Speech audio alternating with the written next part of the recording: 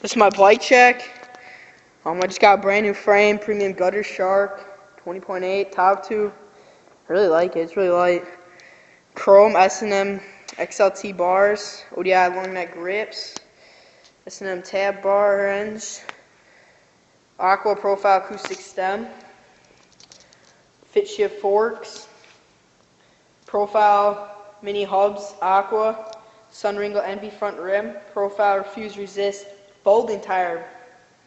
We got a We the People pivotal seat, Odyssey glow in the dark pedals, chrome profile cranks, tree spline drive 24 tooth sprocket, cool chain, light, titanium spindle,